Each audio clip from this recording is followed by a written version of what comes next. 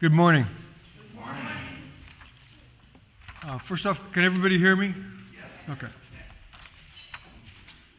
Welcome to the worship service of the First Unitarian Church of Hobart. My name is Pete O'Day. My pronouns are he and him, and I participate in the life of this church by leading the Faith in Action ministry with my co-chairman, Michelle Farrell. We are a religious community of people with diverse beliefs and shared values. Our diverse beliefs are expressed in our 6 sources, and our shared values are expressed in our 7 principles. Both can be found online at uua.org. Together, we strive to grow spiritually, build community, and live our values into the world. Do we have any announcements? Well, I have one announcement from FIA. We're participating next Saturday in a Hobart Park cleanup. If anybody would like more information about that, I'd like to participate in that. Talk to me. Any other announcements? Really quickly, this coming weekend is a game convention. If anybody is interested in volunteering, if you volunteer, you get in for free. If you put in, I think it's 2 shifts, you get a meal voucher for the day too. So see me afterwards. So could you repeat what convention that is?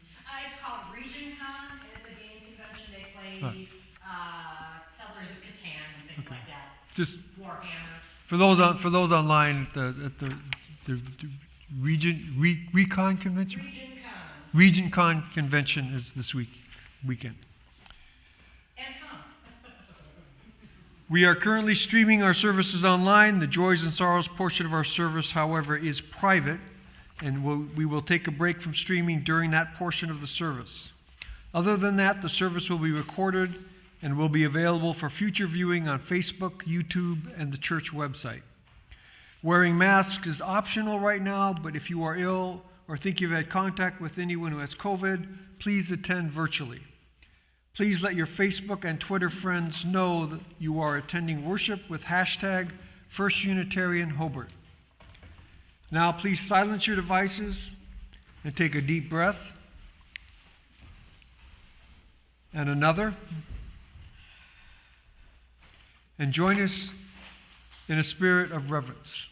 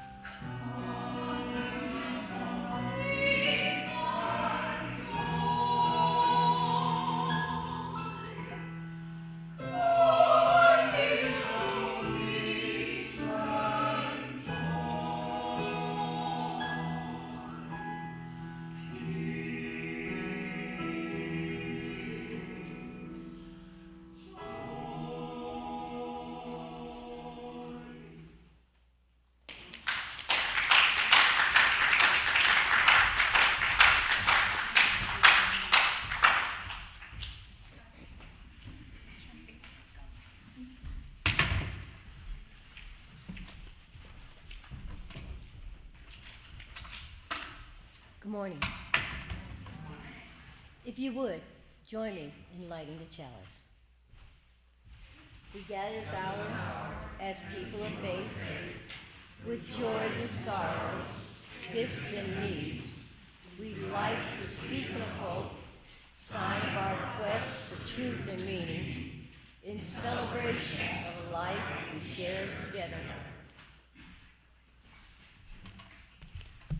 Our opening words this morning are number 431 from Barbara Wells. She's a UU minister, recently retired in the past few years. O spinner, weaver of our lives, your loom is love. May we who are gathered here be empowered by that love to weave new patterns of truth and justice into a web of life that is strong, beautiful, and everlasting. I invite you to open your gray hymnals to hymn 121, Will the Land Rise in Body or Spirit, and join in song.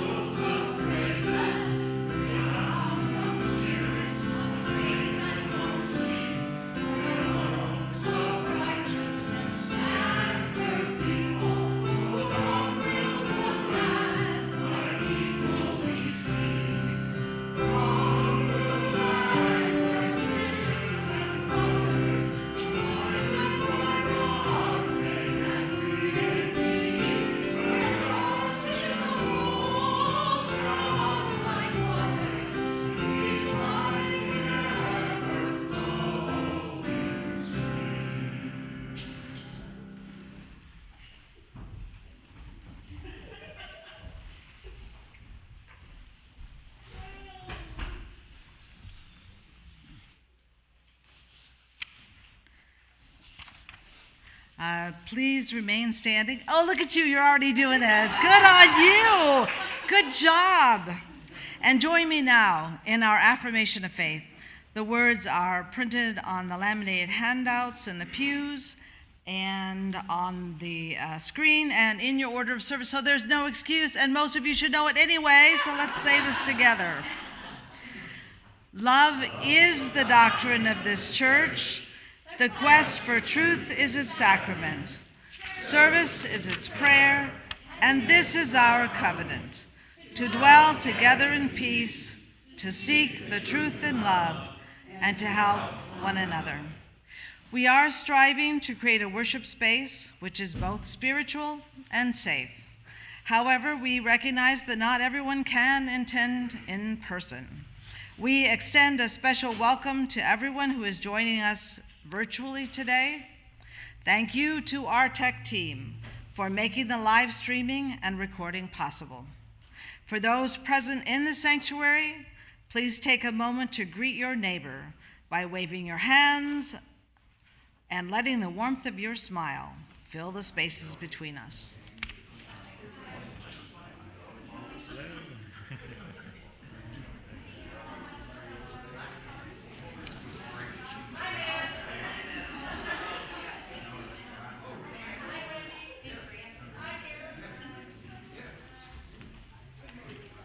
Now we'll sing the doxology.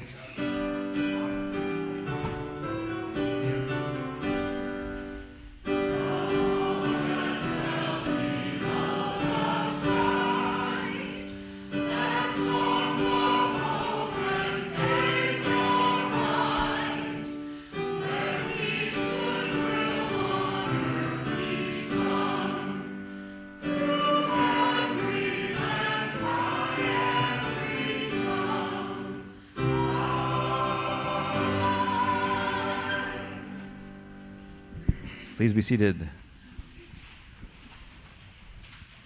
Each week in our service, we have an opportunity for folks to share their joys and sorrows, to speak them into the space, to let what is inside of you that you walked into this room with, that maybe feels like it's tugging at you in some way, to bring that into the space, to vocalize it, to offer it to all of us, to hold together. And so I'll come around with the microphone, and you're welcome to share a joy or a sorrow or both that is on your heart today. I just ask that you share your name with us so that we know who you are. Does anybody have any joys or sorrows? Yes.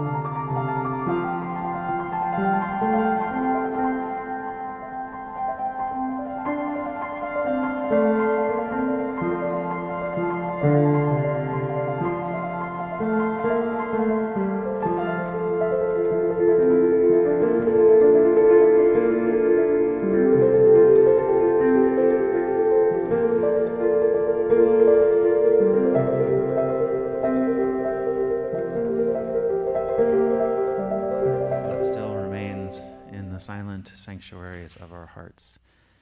May we continue to weave the fabric of this community into beautiful patterns together.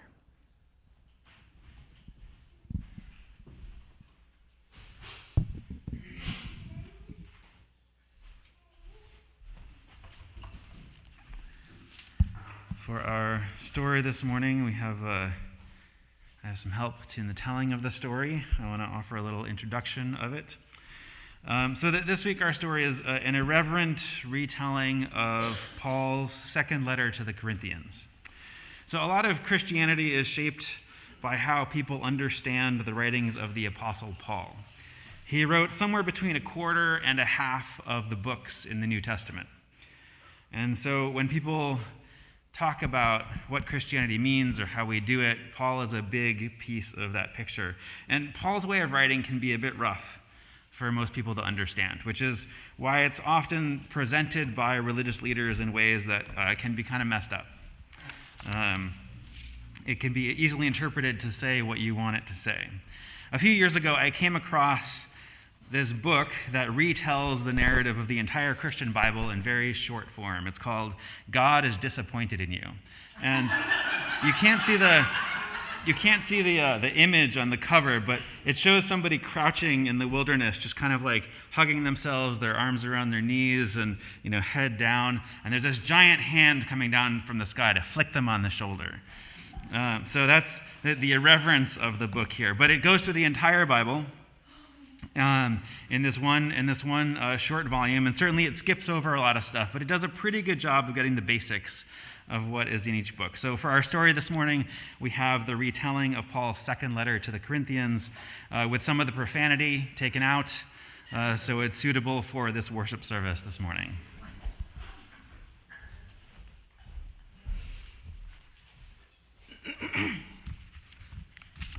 Dear Corinthians, Sorry, I haven't been able to come to Corinth for a visit, but things have been going kind of crummy for me here in Asia.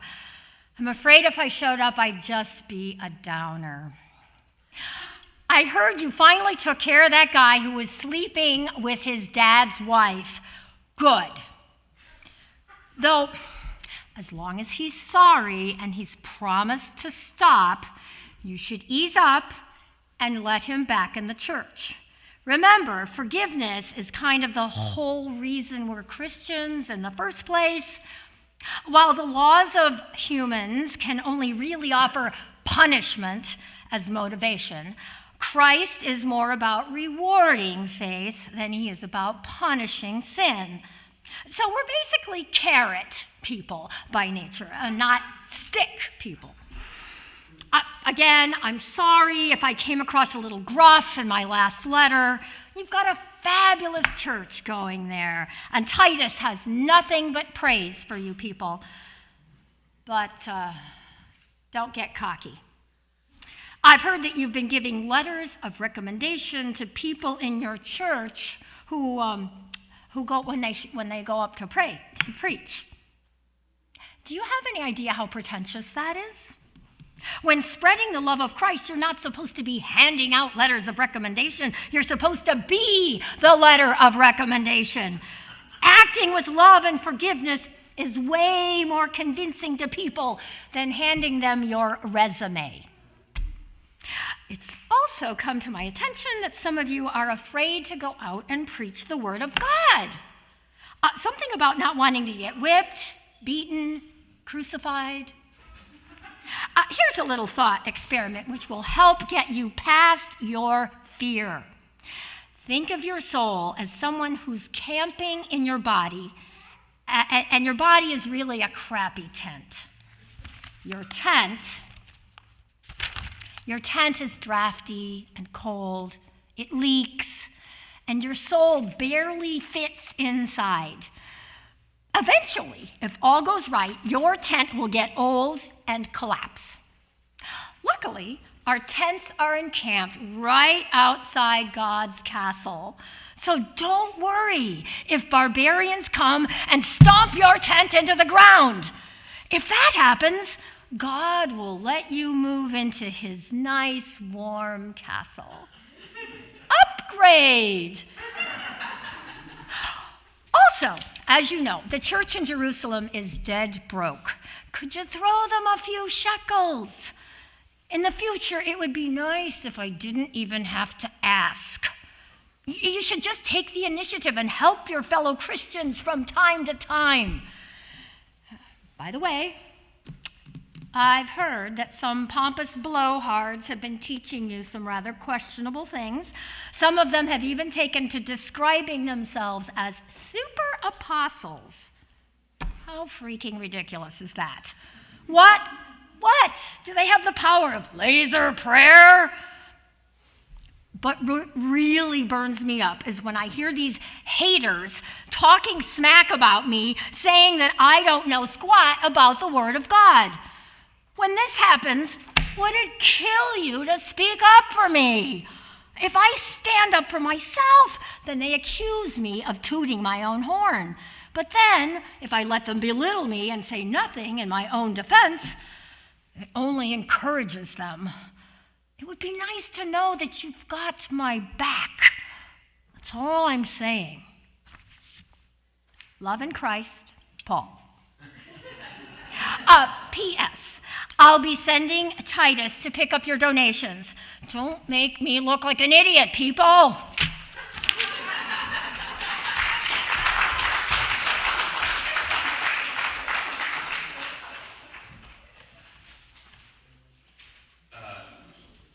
Please rise as you're willing and able for our middle song. I'm going to lift my sister up. We've done it before.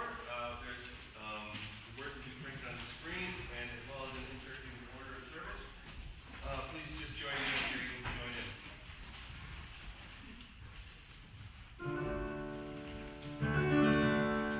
I'm going to lift my sister up. She's not heaven. I'm going to lift my sister up. She's not heaven. I'm going to lift my sister up. She's not heaven. I don't lift her up. I don't lift her up. I don't lift her up. I don't fall down. I'm going to lift my brother up. He is not heaven. I'm going to lift my brother up. He is not heaven. I'm going to lift my brother up. He is not heaven. I don't lift her up. I don't lift him up. I don't lift him up. I don't fall down. I'm going to lift my neighbor up.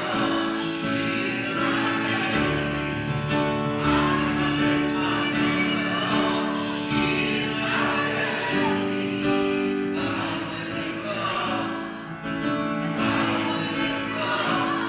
She's not heaven.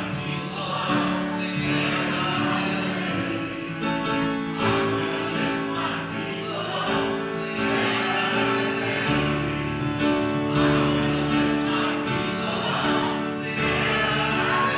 don't lift her up.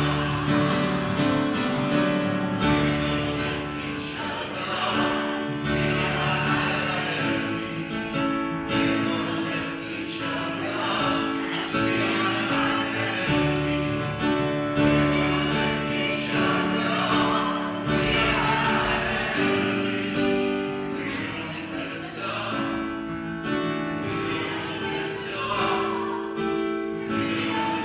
They are not heaven. I don't lift them up. I don't lift them up. I don't lift them Please be seated. So we're on our last week of this series about money and economics, and a couple weeks ago in our exploration of the parable of the talents, we looked at how there's an ideology that we face in our society that says you must play the game perfectly or your suffering is justified. And it's so pervasive and deeply rooted that many who identify themselves as Christians have actively twisted Jesus' teachings to say the opposite of what they clearly mean. Twisting, for instance, a parable in which the bad guy is the rich landlord who is extracting the material resources of the poor to fuel his own wealth, into a claim that the rich landlord is a God who vindictively insists that his followers look out for themselves above all else.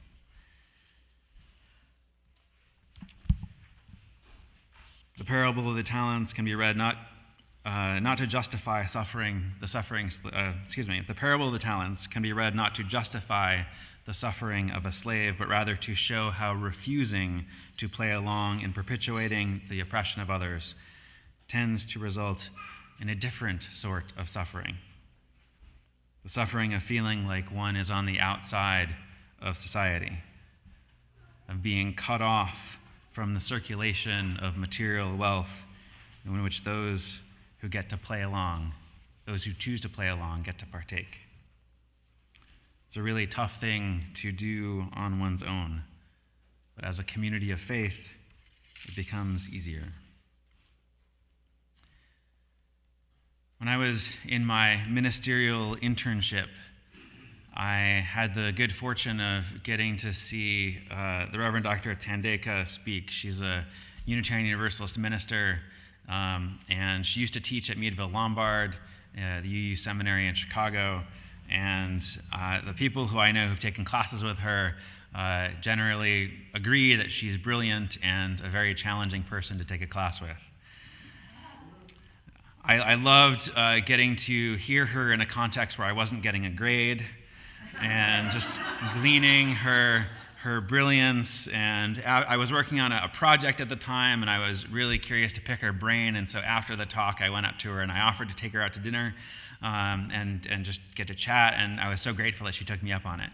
And so we went to go get Thai food in, I think it might have been Cambridge, Massachusetts at the time.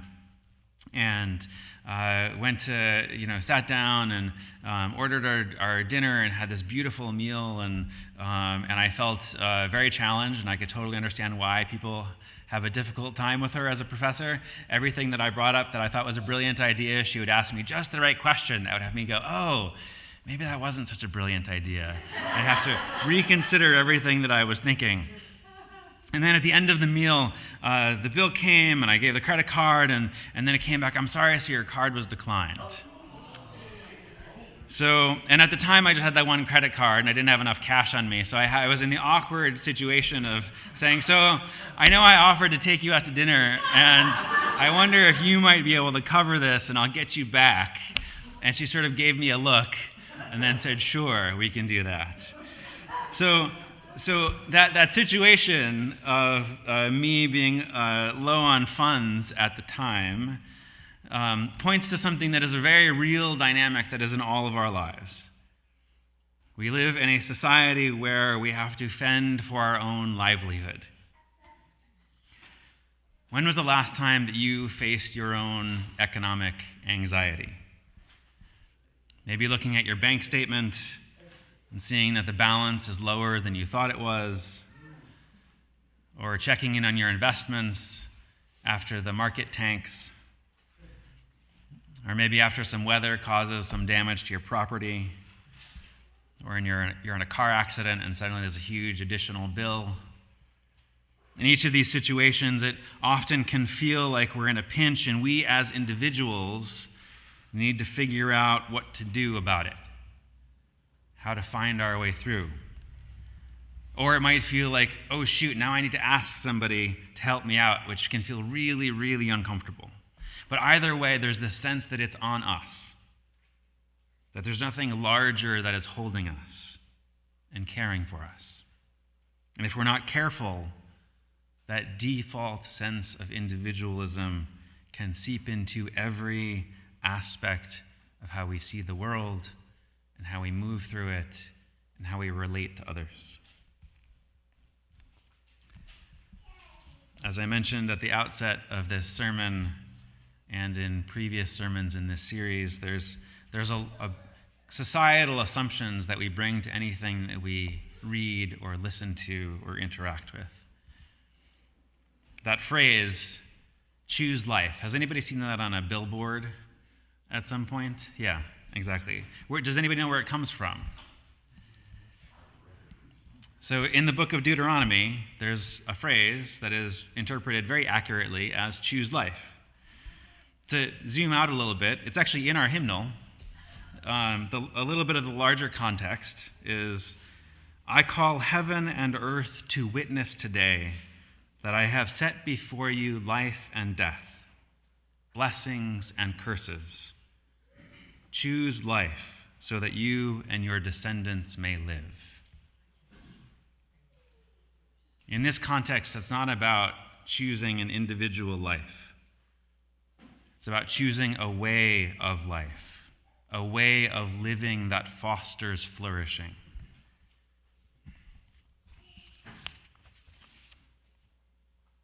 Author Solveig Nielsen Gooden wrote a piece called The Manna Way, which I'll read a few sections of, where she writes, "The Hebrews finally settled in the promised land after 40 years in the desert, and they kept a jar of manna to remind them to gather only enough, so that no one has too much and no one too little." And so when Jesus is reigniting his ancestors' wisdom in his own time, he knows that his followers need help remembering what they are learning, remembering that the way of life is living so that there will be enough for everyone. Enough food, water, shelter, enough love, respect, and dignity, enough of everything for everyone to thrive, even within an economy that manufactures abundance for the few and scarcity for the many. And so Jesus came up with this idea, something so simple, so clever that the disciples can practice it every day, and the Romans have no idea what's really going on. And this is it. Whenever they eat together, they do three things. They thank, they break, and they share. And it sounds so simple, but it's the opposite of what was going on around them, taking and hoarding and consuming. So when he teaches and feeds thousands of families, and when he eats with his closest friends, even the night before he's executed, Jesus announces that the kingdom of God is at hand, the manna society is being restored, and when he gives thanks and breaks bread and shares it, the pattern is set in motion. In a society that takes, hoards, and consumes everything in its path, may we dare to practice the opposite, giving thanks, breaking bread, and sharing with one another until everyone has enough. That tendency to hear what we want to hear goes beyond, of course, just the Bible or old books or texts or anything. There's a number of movies that came out in 1999 that have left an imprint on popular culture. One of them, The Matrix, there's a phrase in there called, there's this one point where, has anybody here not seen The Matrix? I'm going to ruin a couple movies for y'all, I'm sorry. But, so in The Matrix, Keanu Reeves plays this guy who's existing in the normal world. He feels like something is off, and then he gets red-pilled. So he meets up with these people who are kind of in the shadows and they're hiding, and he gets offered, do you take the blue pill or the red pill? And the blue pill sends you back to your normal life, and the red pill takes you into a new, different understanding of the world. And he takes the red pill, and once he takes the red pill, he wakes up from this illusion he's been living in and realizes that the real world is actually one far in the future after human society has been laid waste. And so this phrase, red pill, these days, is often used by the alt-right, conservative folks to talk about not falling for that dangerous wokeism, not falling for those foolish social justice folks, but in fact taking the red pill and understanding how things really operate. Another movie from 1999 that has a similar course is the movie Fight Club, where the narrator talks at one point about, somewhat disparagingly, about being a snowflake. And that idea of talking about people being, oh, you're just being a snowflake, this sort of fragile person, you can't handle something, was extracted from this story that is, in fact, an attack on consumerism, a critique of mainstream society, ends up getting repurposed into one that tells people, just buck up, do whatever, as if the villain in the story was actually the good guy. The whole course of the movie, the last part of it, you find out that one of the main characters is in fact the bad guy in the story, and everything he's been spouting is not what you're supposed to go along with. And that's the whole point of the film, and yet one of his diatribes ends up getting lifted up as the ideal. These two stories, The Matrix and Fight Club, aren't just similar in that one respect of a popular narrative being owned by a piece of society in complete contrast to what the original authors meant. They're also similar in that they're both works of art created by LGBTQ folks. The folks who created The Matrix ended up coming out as trans a number of years later. The author of the book Fight Club ended up coming out as gay a number of years later. So these stories that come from the margins of popular society end up getting repurposed into the same oppressive modes, regardless of the original intent. And so we come to the Apostle Paul, who has been often repurposed for unfortunate ends. 2 Corinthians is probably a compilation of the fragments of a number of different letters that he wrote to the Corinthian community between the year 55 and 56, which is about 20 years after Jesus was executed. And this was after Paul had been imprisoned in Ephesus, this Roman province in what is now Turkey. And he talks about grace. And grace, for Protestants, is understood to be kind of at the heart of Paul's message. And for a lot of folks, that sense of grace tends to be a sort of a spiritual, internal sense of connection with God. And conveniently sidesteps the economic aspects of grace in Paul's ministry. For Paul, grace isn't just about spiritual matters. It's about Sabbath redistribution of resources and power as a way of life. As theologian Chad Myers has written, the Corinthian epistles provide a wonderful example of how Paul's practice reflected a fundamental concern for social justice, resistance to Roman norms of class stratification, and desire to demonstrate faith commitment by sharing wealth. So Corinth was this place of new wealth. A century before Paul was writing, the whole place had been sacked, destroyed, and then later on the Romans turned it into this huge shipping port. And so there was this nouveau riche that was living there. And then there were all the laborers and the slaves who were working to make everything happen. And there was this class stratification between the super wealthy and the lower classes. And Paul is continually being criticized by the Corinthians, which is part of how he's responding in terms of like, why are you saying these things to me? He's continually being criticized by the Corinthians for his disinterest in issues of social status, for not playing by those same rules of, well, if you're one of the well-to-do, if you really know what you're talking about, you should be acting in this way. See, Corinth had a patronage system. And in that system, he was expected to either be a beggar or a house philosopher for a rich person. And he refused to do either of those things. He insisted instead on a lower status path of working a trade. We don't really know which one, probably a leather worker.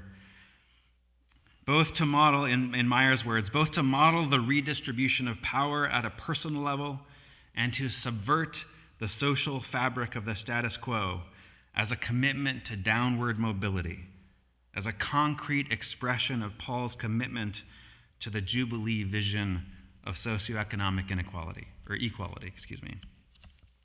For Paul, the community of faith should be a new creation in which everything has passed away and everything has become new.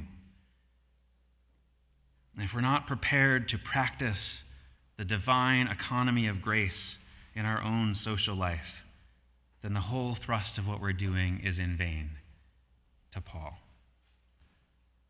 Paul's collection for the economically disadvantaged Christian church in Jerusalem is mentioned in half of his letters.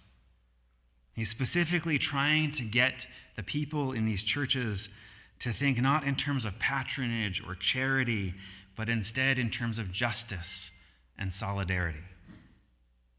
He refers to the project 10 times in just 2 of the chapters in 2 Corinthians as the work of grace. For Paul, who's often talked about the great apostle of grace alone, that grace is the only thing that's important, he makes it clear that this isn't just a theological concept, it's an economic concept. In our context, in our society, in this day and age, the patronage system lives on. It can come in the form of religious begging, as in, please give money to this congregation. It can come in the form of the house philosopher, paying the minister to be the person sharing to the select few who have the money to put up for this to happen. But Paul invites the Corinthian Christian church to practice international economic solidarity. Not just with anybody, but with a minority that was widely despised in the Hellenistic world, the Palestinian Jews. In Meyer's words, Paul insisted that only disciplines of redistribution can overturn our calcified traditions and structures of charity, class entitlement, meritocracy. For Christ took on the debt system in order that we might become the justice of God. So in that hearing of the familiar versus hearing things that might be new or different, it can come about in our annual budget drive, which was just wrapping up, that Brian talked about last week during our announcements. We tend to think about the annual budget drive, the stewardship campaign, as being sort of what we're used to thinking about in terms of our consumptive society, as in, like, what do I get for my money? Or, alternately, as a donation, as in, like, giving money to support the organization that I like or that I agree with or that I'm in favor of. But both of these are a little bit of a spin on a deeper sort of sharing. In this organization that is run, that is owned, that is kept in motion by its members who decide its priorities and its course, y'all can pool your resources in whatever way you want, for whatever larger purpose you want to achieve. Truly to come into fellowship with one another, truly to craft together a circle of love and justice in whatever form you choose. We exist in a society that reinforces problematic messages that, if we're not careful, will keep us in unhealthy patterns, will keep us addicted to habits that do not really serve us, habits of thinking in those same individualistic terms. And it's tough to break out of them. As I talked about last week, I have my own sugar addictions. Other folks have their own habits, their patterns. And none of these are things to be ashamed of or to find problematic. They're things that they're opportunities for us to support one another. That's part of what's so brilliant about programs like Alcoholics Anonymous, Narcotics Anonymous, and so on and so forth, is they provide a structure for us to offer support to one another in bringing something new, a new way of being in ourselves and our lives into the world. The first 3 steps of the 12-step process, I'm going to paraphrase here. The first one, admit the limits of our own individual ability to manage our lives in the face of habits that we notice are causing harm. Over the course of this series, we've gotten into some of those societal habits that cause harm. The second step, believing that we can be restored to sanity. Believing that there's another possibility than just for the familiar. The third step, making a decision to turn our individual will and lives over to a care that is greater than our individual selves, which is really tricky and scary and is impossible to do on our own. In the context of this series, I've been talking about recognizing public addictions that come up in the form of economics, of power plays in society as a whole, that keep the dysfunctional and deadly disparities in wealth in operation. So every day it takes a practice to keep those disparities in view, to remember those addictive tendencies that play out in these larger systems that we're inside of. There's an invitation in these first 3 steps, when put into this context of economics, to move from a stance of charity or aid to alliance, to sympathy, to solidarity. Steps 4, 5, and 6, again paraphrasing. Step 4, making a searching and fearless moral inventory of our lives. That's also been part of the invitation over these 7 weeks, is to invite and to encourage that fearlessness, which again is really hard when we're just doing it on our own. The fifth step, admitting the exact nature of our wrongs, the way that we play into these larger systems. And sixth, becoming entirely ready to go down a different path than we've gone down before. Are we ready to go down a different path than we've gone before? With all the challenges and fears and vulnerabilities that are wrapped up in that? In the context of our society, once again quoting Myers, since our appetites, our economic appetites, our sexual appetites are exploited so mercilessly by the highly sophisticated techniques of seduction in our modern economic culture, it often takes a discipline of collective accountability to break free. Disciplines of collective accountability to break free. Can we embrace those disciplines together?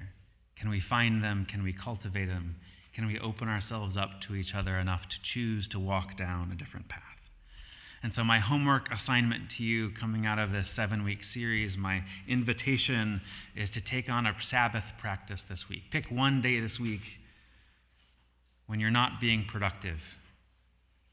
Whether it's a paid job or a volunteering capacity or whatever, take a day this week when you're not being productive and you're opening yourself up to discovering what truths you might find in that non-productivity, in that non-consumption.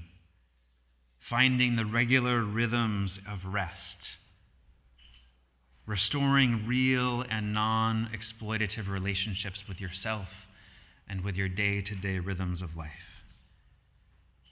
May we find a path together amongst those gathered here that helps us to be empowered to weave new patterns of truth and justice into a web of life that is strong, beautiful, and everlasting. May we lift our brothers, our sisters, our neighbors, our siblings up, realizing that we are actually not so heavy. May we build a land where we bind up the broken, where the captives go free, where the oil of gladness dissolves all mourning, where people together create justice, and that justice rolls down like waters, and peace like an ever-flowing stream. Where we bring the good tidings to the afflicted and all of those who mourn, and be a land building up ancient cities, raising up devastations of old, restoring ruins of generations, where like oaks of righteousness stand her people, living the way of life is living so that there is enough for everyone, enough food, water, and shelter, enough love, respect, and dignity. And may that ever be so.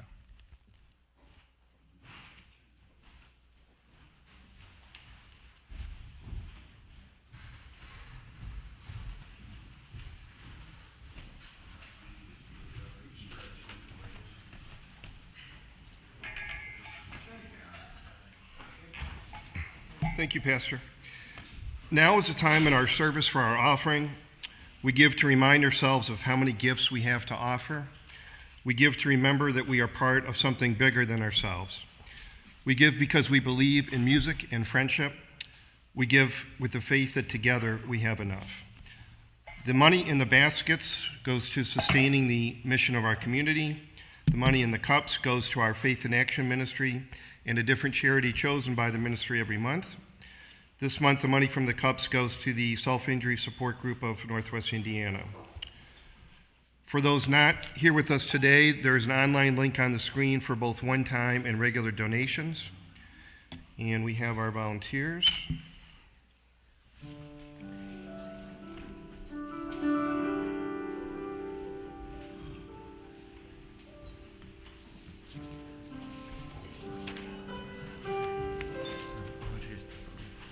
Okay, got it.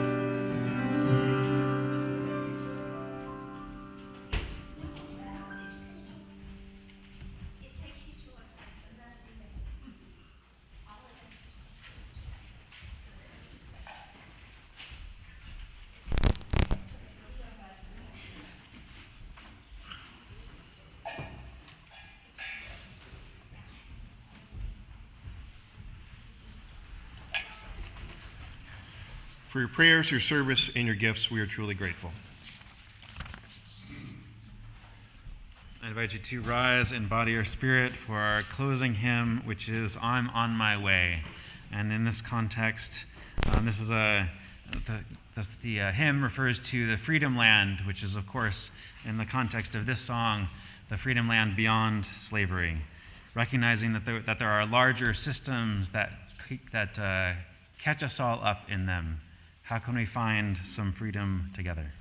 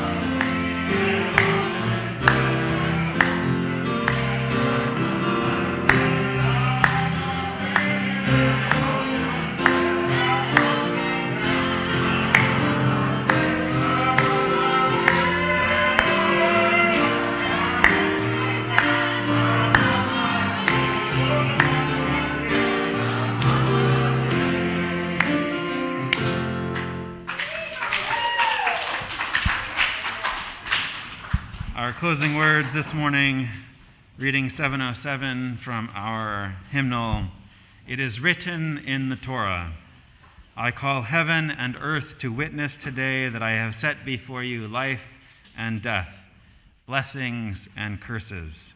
Choose life so that you and your descendants may live.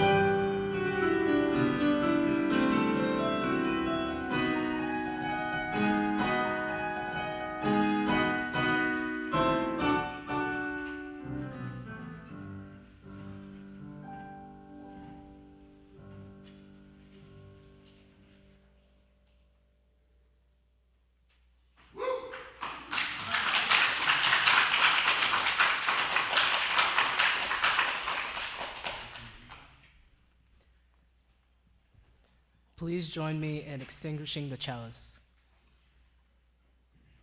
We extinguish this flame, but not the light of truth, the warmth of community, or the fire of commitment. These we carry in our hearts until we are together again. Please join us for coffee.